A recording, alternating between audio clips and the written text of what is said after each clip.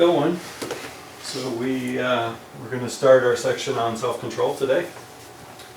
And so if you had a chance to do the questions, that would be good. And then, so we'll start by doing some definitions. So from the Holman Bible Dictionary, the parts I underlined were sober, temperate, calm, and dispassionate approach to life, having mastered personal desires and passions. That one seems a little bit odd because I don't necessarily think that self-control is dispassionate. No, I don't either. Because to me that means without passion. Yeah, you're just kind of there. blah. Yeah.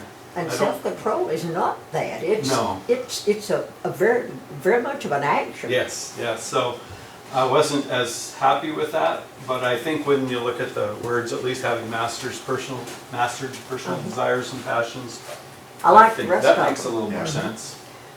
You know, I took that, Dale, the dispassionate, I took that to mean that if you weren't consumed with passion, you'd be easier to control, Yeah. have control over I definitely Well, agree your with that. decisions and all that. So it's kind of the Yes. not being driven by emotion, but having emotion. Yeah, Yeah, not being controlled by it. It doesn't call for a withdrawal from life and its temptation, but it does call for self-discipline and following Christ's example. So we have to be in the world, but not of the world. So that's a pretty good definition. The next one comes from Vines. I kind of like Vines as usually. So Vines shows us that from a noun, adjective, and verb, this kritia is shown in all three of these. And then we have this nephalios and then the sophron. These are all words meaning self-control. The right use demands the controlling power of the will under the operation of the Spirit of God. So that kind of brings our conscience in along with the being able to control our will.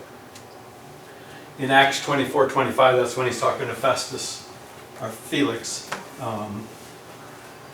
The word follows righteousness, and so God is what righteousness is all about. Self-control is man's response. And then in 2 Peter, we'll look at that verse also. It follows knowledge, suggesting that it needs to be learned. As an adjective, exercising self-control and temperate. Temperate, also in this translation, also meaning sober or sober-minded. And then as a verb, temperate again. So, and then the final definition here comes from the Erdman's dictionary. And this has various passages, but here he brings in sexual self-control, a lack of self-control, self-deprivation. Right? That's a pretty good definition. The capacity to resist sin, having a sound mind. So that sound mind and soberness is also translated as self-control. This emphasizes the operation of the mind. And then there's some words here that are very good. Sane, serious, sensible, and judicious. Those are all bringing in the idea of self-control. So before we go on into the next section, I want to go through some examples in the next section of some people. But before that, I thought we might just have a little discussion about self-control. So, do you find the idea of self-control difficult to understand? Is it like the indwelling of the Holy Spirit kind of difficult to understand, or is it more like partake of the Lord's Supper, pretty straightforward? pretty straightforward. I think it's straightforward. Not always easy to get a handle on. So usually our problem with self-control isn't understanding it. It's all the things that go with it. Pretty straightforward idea, right? Just control yourself. And so the implementation of that is very, very difficult. How about some areas that we need self-control? There's some life areas that self-control comes in pretty handy with. Temper. Temper. So how we deal with one another. Like James said, control our tongue. Our tongue. So that's kind of if we're not controlling our temper, sometimes it shows up on our tongue. What are some other areas? Self-control when it comes to anger. Anger. You know, anger's, I don't want to say okay, but when it gets to one point, it's not acceptable any longer, Right. so. A controlled anger is different than an uncontrolled anger. Yeah. What other areas? Physical, it could be everything from, indulgence, Okay. to sexual, to, you name it. And we're gonna look at a lot of that. How about financial? Financial. That's an important one, right? So I this- think the word temperate or moderate is real good. Just be moderate in everything you do. yeah, so not to one extreme Yeah, or the don't other. just- overeat, don't over exercise Right, till your body is, yeah. screaming at you, Don't don't- undereat, yeah, just be moderate. bulimia versus overeating. Mhm. So what are some reasons why self-control might be so difficult then? If it's pretty easy to understand and we kind of get the areas where we can be helped by it, why is it so difficult? Because we have preconceived ideas. Okay, sometimes it's about knowledge, sometimes it's about, The lack we of already knowledge. kind of, huh? The lack of knowledge is Lack one. of knowledge, sometimes we think we know what we're doing and we don't. Sometimes we charge ahead thinking we know where we're going and we don't. Sometimes we don't have confidence about where we're going. And we get out there a little bit far and things don't seem to be going the way we thought and we turn. And sometimes that turning is just a lack of self-control. So controlling our desires. And Desires are, typically, we want to succumb to our own desires and go our own way, whatever that is. and desires and will are kind of the similar, right? They're not exactly the same, but they're very, very similar. So trying to control our will. As a natural will, is our will naturally aligned with God's will? No. And so if we aren't trying to be Christians, sometimes self-control is a little easier, isn't it? Because we just kind of can do whatever we I think want. so. Sometimes we can even make up the rules. Yeah. But all of a sudden, when you have a standard that you got to follow, now self-control gets to be a little more difficult. And a lot of times it depends on who you're with or other people. Sometimes you can be around one person and it's easy to exercise self-control, and the next person, maybe you just want to slap them upside the head. Yeah. It's, Yeah. And so some of that might even be peer pressure It's- or just behaviors of other people. so their behavior is not something that you Yeah, it, want to it tolerate. might be one of those areas where you don't do so well at tolerating certain kinds of behavior and Uh-huh. they just Yeah, tend to be right there in that place where it's Uh-huh. difficult. That word tolerate is a lot better. Tolerate? Word, a lot better than the word I was thinking of. Yeah. So, let's say you have a bunch of successes with your self-control and then you fall off the wagon. How does that affect you from a self-control viewpoint? It can be self-defeating at times. You feel like you've completely failed, right? And sometimes one failure erases 10 successes and you kind of feel like you start over again. And so sometimes that makes self-control a bit hard to deal with because we think we've just completely failed, where one failure out of 10 good behaviors isn't really that bad, but many times we we forget take the that. good ones and dwell on the bad ones. We're and we're that's very good at dwelling on Yeah, negative that's- things, right? not a good thing. We fail ourselves and we also fail God. Yes. And so are lapses in self-control always due to negative attitudes or negative or nefarious reasons?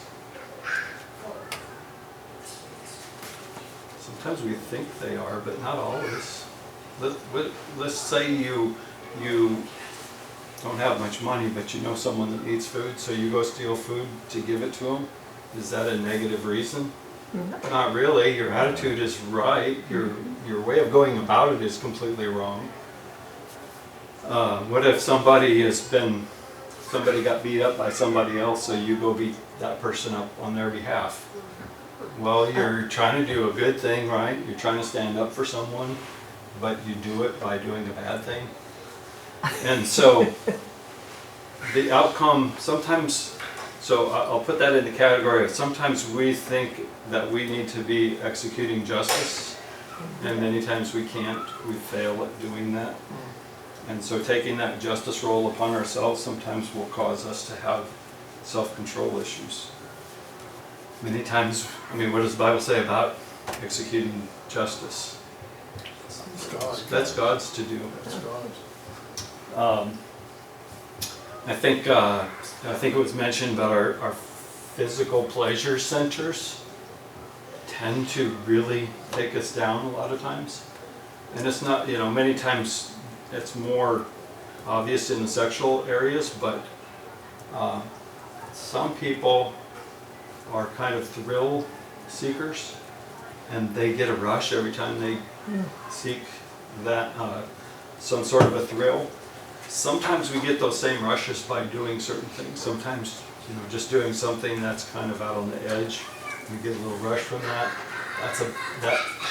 That kind of convinces us to do things we shouldn't do because we want that we want to have that rush of endorphins and it's kind of a negative feedback for us because it's actually positive feedback, but we don't want that. We want to stop doing those things. So many times our own pleasures drive us to do things we shouldn't do.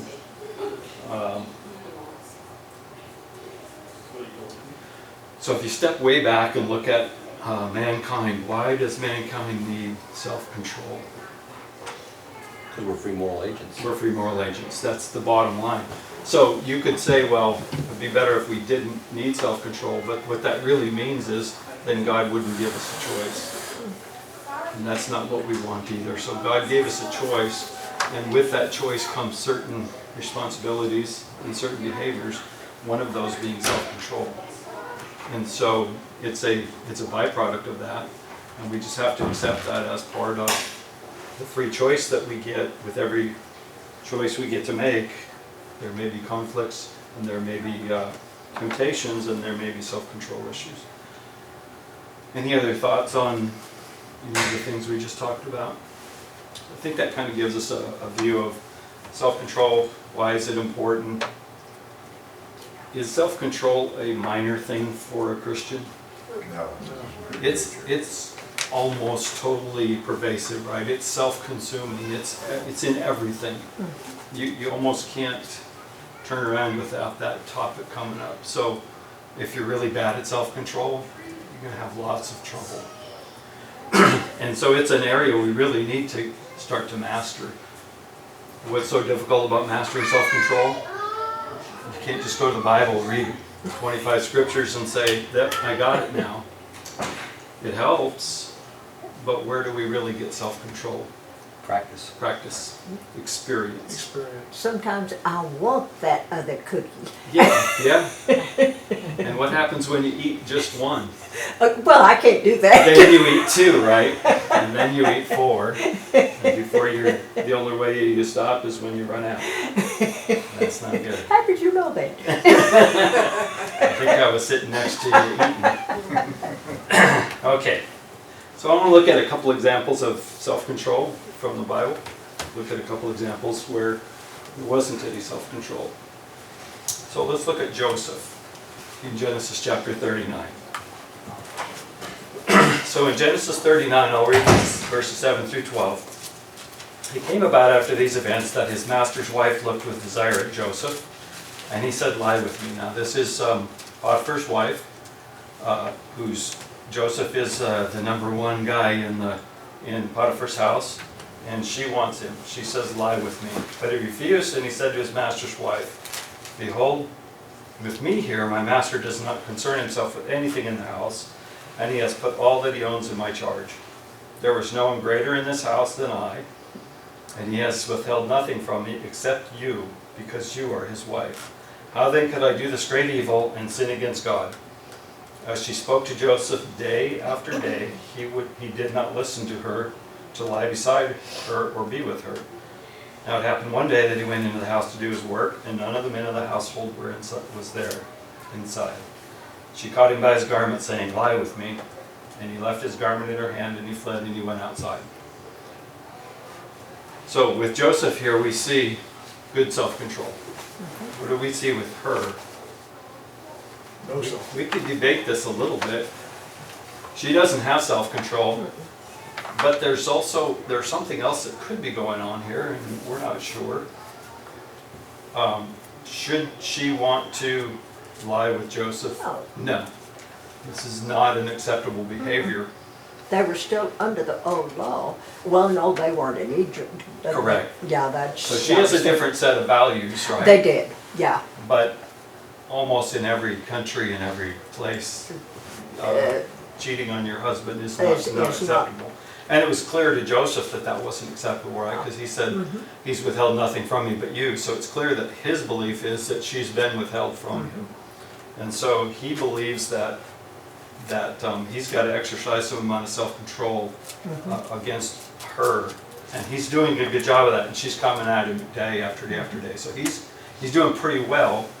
Now she's either having a lack of self-control with him, or she's just deciding she doesn't care. And that can happen. And it may not be a lack of self-control. She may, if she decided that she shouldn't be with him, she might be able to withstand that. But she might just be deciding, okay, I don't really care. She wanted what she wanted Right. right then. And so she might be exercising self-control in that she's going to go get what she yeah, wants. well, it's so.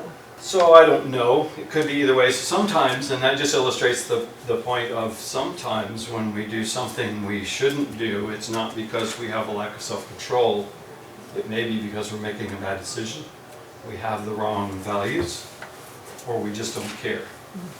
And she might be in one of those places, but I, you know, as a minimum, she may have a self-control issue. Joseph doesn't. Joseph is doing very, very well. Now, what happens if he gets caught with her? He probably would get killed. He'd probably die. What's the result of him holding out and running away from her? Prison. He gets thrown into prison, so it seems like a negative right offhand, right? But what's really the end result of him showing his self-control? He ends up second in charge in Egypt, right? He ends up saving the entire nation of Israel from the famine when they come down. And so his self-control saves a nation. He doesn't know that. And if he knew that, it would have been easier for him to control himself, but he didn't need that. He was going to do it anyway. So he had a good character, and he was going to exercise self-control. And the outcome of that was very, very good. It was the salvation of a group of people. You have to wonder, his statement in verse 9 about sin against God. Yeah, that's always strikes me. I mean, was he so understanding of God, his power, his subservient to God, that he knew that he didn't have a choice. He just had to keep saying no. And it wasn't, and he had a lot of respect for Potiphar. Yeah. And he could have said, I don't want to sin against Potiphar, but he said, I don't want to sin against God. And so he was kind of looking past Potiphar and seeing God standing behind him, saying, I don't want to go there. I don't want to sin against God.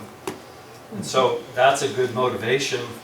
And in some ways, if you could kind of, in your own mind, picture Christ being there watching you, which he is, sometimes we wouldn't do some of the things that we do, and sometimes it would help us with our self-control. And certainly Joseph has that mental picture because he says he doesn't want to sin against God. Okay, Jesus. So we look in Isaiah 53 verse 7. There it says he was oppressed and he was afflicted, yet he did not open his mouth, like a lamb that is led to slaughter, and like a sheep that is silent before its shearers, so he did not open his mouth. And then we go to Mark 14:61, and we see the fulfillment of that. But he kept silent and did not answer, and the high priest was questioning him, saying to him, Are you the Christ, the Son of the Blessed One? So, was Jesus exercising self-control? Absolutely. What was he trying to control that might have taken him over?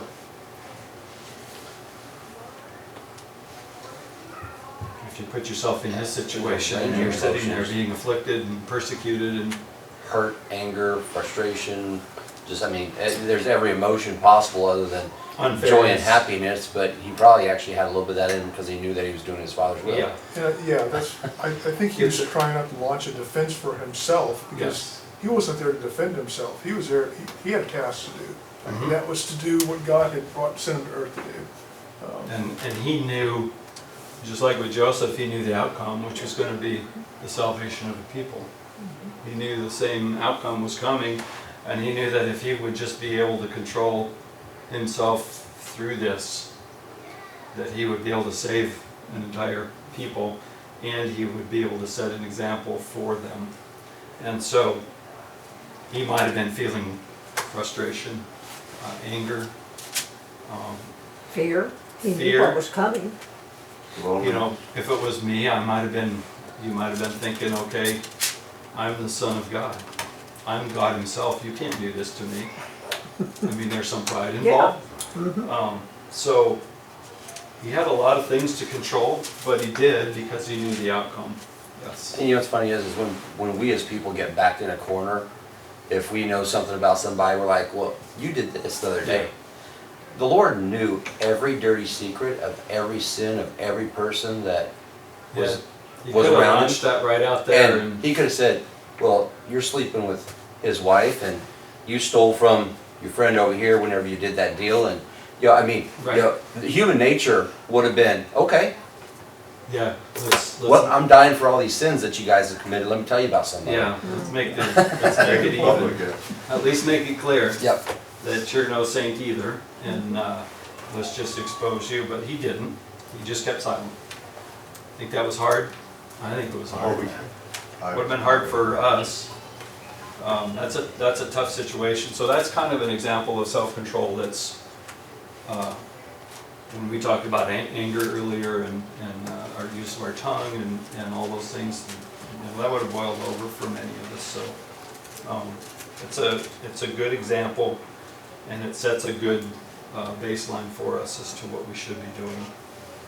Okay, let's look at a couple examples of the lack of self-control. So David, anybody venture a guess as to what that passage is about? The lack of self-control, that was the Bathsheba. So, it happened in the spring at the time when the kings go out to battle, that David sent Joab and his servants with him and all Israel, and they destroyed the sons of Ammon and besieged Rabbah.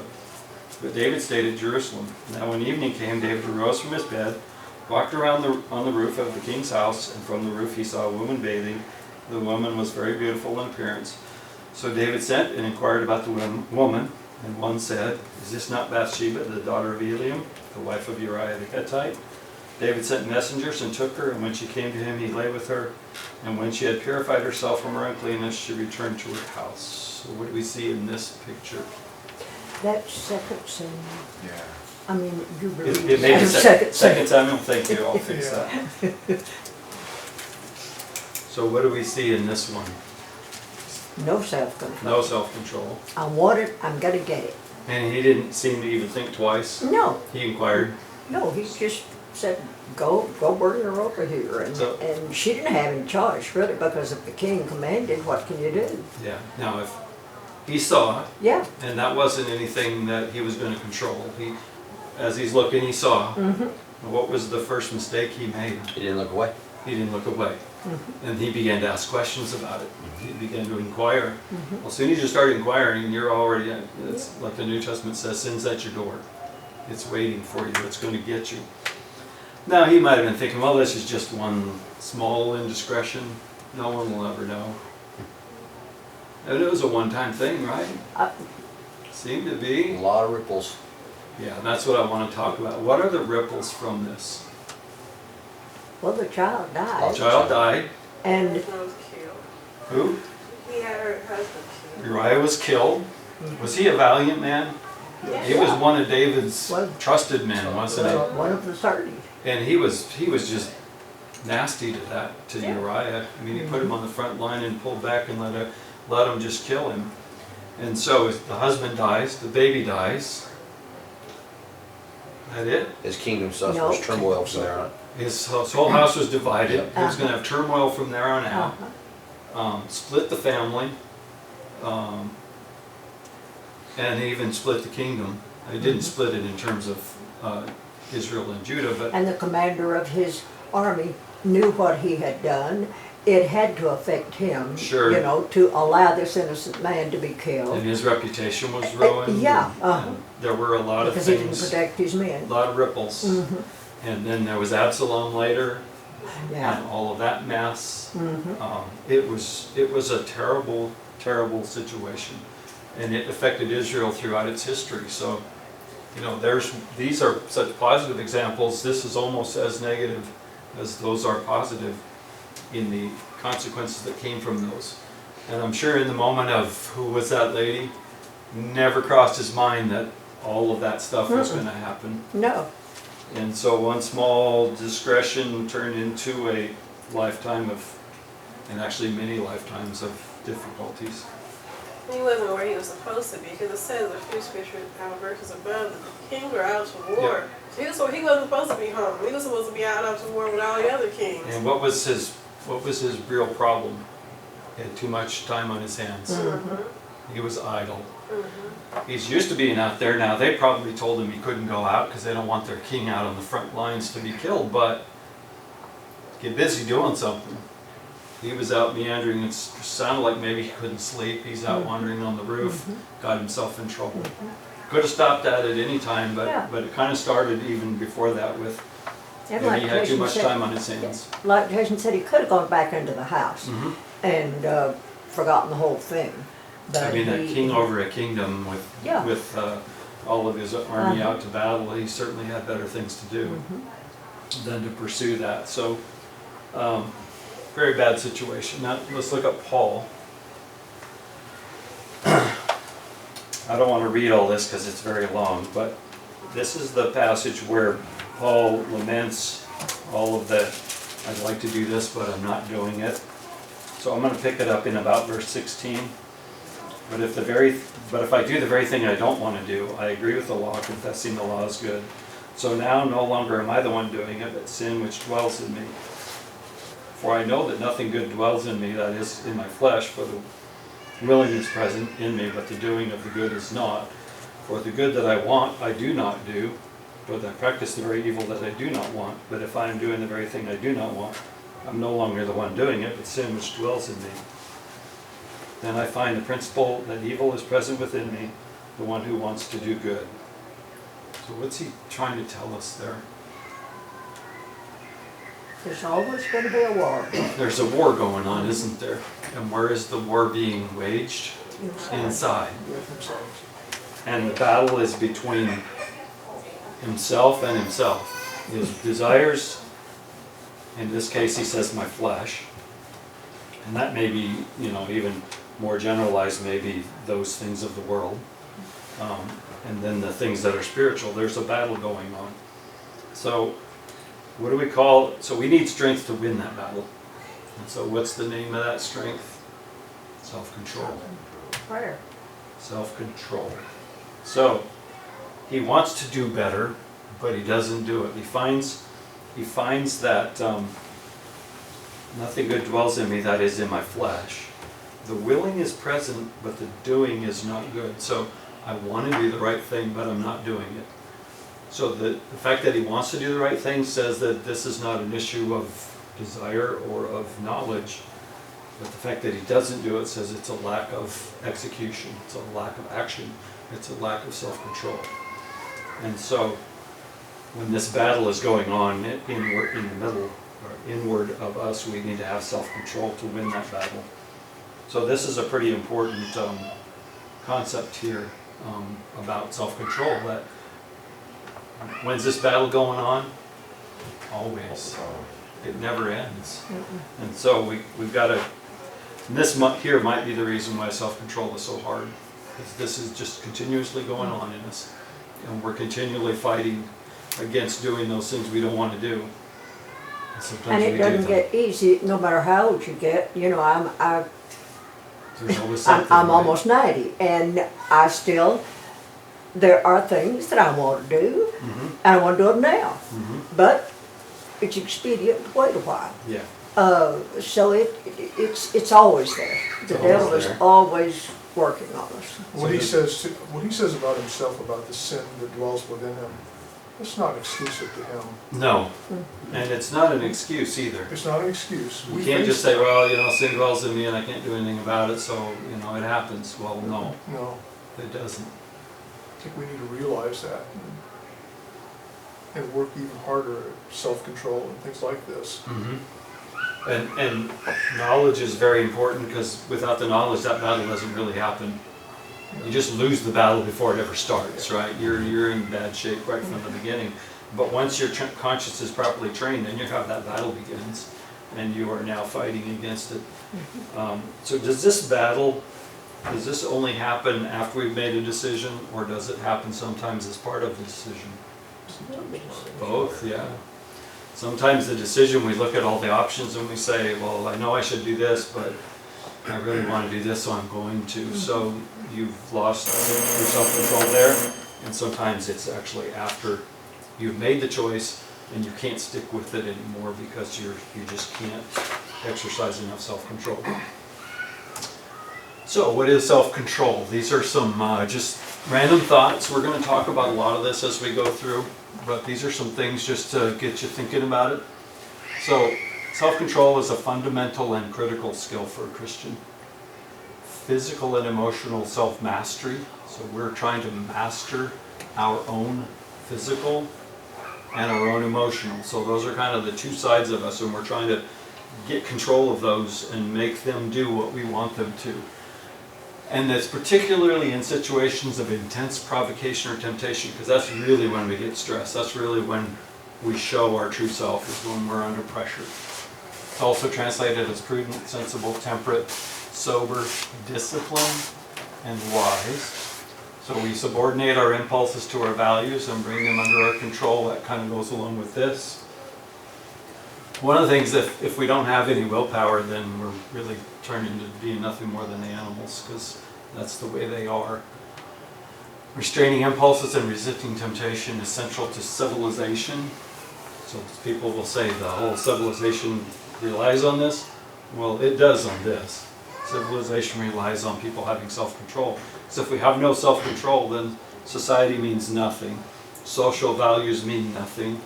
Life means nothing. And so self-control is central to civilization. Self-control, wisdom, patience are linked. We'll look at those in the Proverbs. Self-control takes self-denial, self-sacrificing, and many other skills. And we're going to look in detail about these self-denial, self-sacrificing kinds of ideas. So making wrong choices is not always a lack of self-control. We talked about that a little bit. We're going to talk about it a little bit more probably in our next class. Probably ought to stop there. Got a couple more lists of how do we get it and what is the result of not having it. And we'll go through those at the next class, so we'll review these and we'll hit those on the next class. But I think we're setting kind of the stage here. We're going to do a lot of introductory stuff here on self-control, and then we're going to get down into the ideas of what causes it, what hinders us from having self-control, how do we gain it, what are some things we can do, what are some activities, and so we're going to spend a bit of time on this topic. So I think we'll stop right there. Oh, it is time.